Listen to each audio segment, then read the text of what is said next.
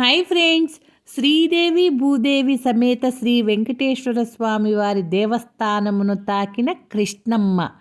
మున్నంగి గ్రామం, గుంటూరు జిల్లా కొల్లిపరి మండలం మున్నంగి గ్రామం నందు శ్రీ వెంకటేశ్వర స్వామి వారి దేవస్థానమును తాకిన కృష్ణమ్మ. వరద ఉధృతి చూడండి ఎంతుందో. మునికోటిపురం అని కూడా అంటాం మున్నంగిని. ఇక్కడ 1,000,000 మంది మునులు స్నానం చేశారు అప్పుడు నదిలో, వెనకట ఎప్పుటో చరిత్ర. అందుకని అప్పుడు మునికోటిపురం అని పెట్టారు. తర్వాత రాను రాను దాన్ని మున్నంగిగా మార్చారు. వెంకటేశ్వర స్వామి వారి దేవస్థానం. ఏడుకొండలవాడ వెంకటరమణ గోవింద గోవింద. శ్రీదేవి అమ్మవారు, వినాయకుడు, వెంకటేశ్వర స్వామివారు ఆపద మొక్కులవాడు, అనాథ రక్షక.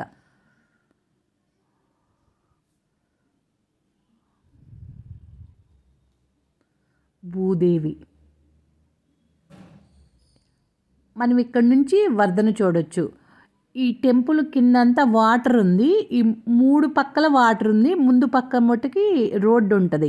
ఆ రోడ్డు మున్నంగి, అటు వెళ్తేనే వల్వాపురము, ఇటు సైడ్ వెళ్తే కొలిపర, అట్లా కట్టెమటే వస్తూ ఉంటుంది. ఇక్కడి నుంచి రేపల్లి కూడా వెళ్తూ ఉంటాయి బస్సులు. మొత్తం తాకింది వరద. ఈ చివరి నుంచి ఆ చివరి లంక గ్రామం వరకు ఫుల్గా నిండిపోయింది. తాడి చెట్లు చూడండి ఎన్ని కనిపిస్తున్నాయో. ప్రకాశం బ్యారేజ్కి ఆల్ టైమ్ రికార్డు వరద. 125 ఏళ్ల తర్వాత చరిత్రలో తొలిసారిగా వరదొచ్చింది పెద్దది. ఏకంగా 11 లక్షల క్యూసెక్కుల నీటిని వదిలారు ప్రకాశం బ్యారేజ్ నుంచి. విజయవాడకు 2 వైపుల నుంచి వరద ముప్పు పొంచి ఉంది. ఓవైపు కృష్ణమ్మ, మరోవైపు బుడమేరులు ముంచెత్తాయి. ప్రకాశం బ్యారేజీ చరిత్రలో ఎన్నడూ లేనంతగా వరద ఇన్ఫ్లో 11 లక్షల క్యూసెక్కులు దాటింది. 12 లక్షల క్యూసెక్కులు వరద రావచ్చని అంచనా వేస్తున్నారు. బ్యారేజీ నిర్మాణం తర్వాత ఈ స్థాయిలో వరద రావటం తొలిసారి అంటున్నారు. మరోవైపు బుడమేరు దెబ్బకు విజయవాడ శివారు ప్రాంతాలు కూడా ఫుల్ జలమయమయ్యాయి.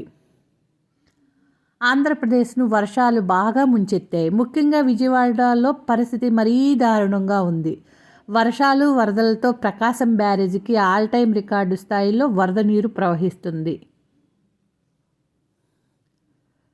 ప్రకాశం బ్యారేజీ దగ్గర కృష్ణమ్మ ప్రవాహం ప్రమాదకరంగా ఉంది.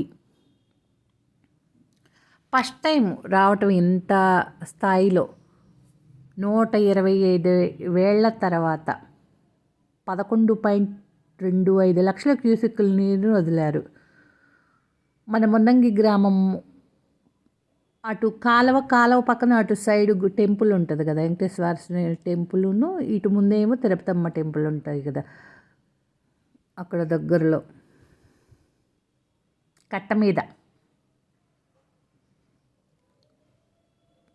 అమ్మవారికి కృష్ణమ్మకి పసుపు కుంకుమ ఇచ్చారు. చూసాం కదా మొదట పువ్వు పుష్పాలు. చూడండి అరటి చెట్టు ఎక్కడ దాకా మునిగిందో. ఇక్కడ నుంచి చూస్తే కట్ట మీద మనుషులు కనిపిస్తున్నారు చూడండి.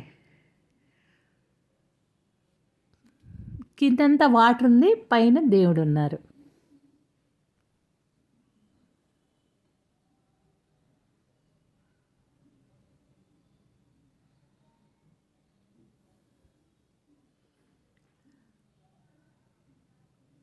అమావాస్య కారణంగా కూడా వరద అట్లాగే ఉంది. తగ్గుముఖం పట్టొచ్చు అంటున్నారు.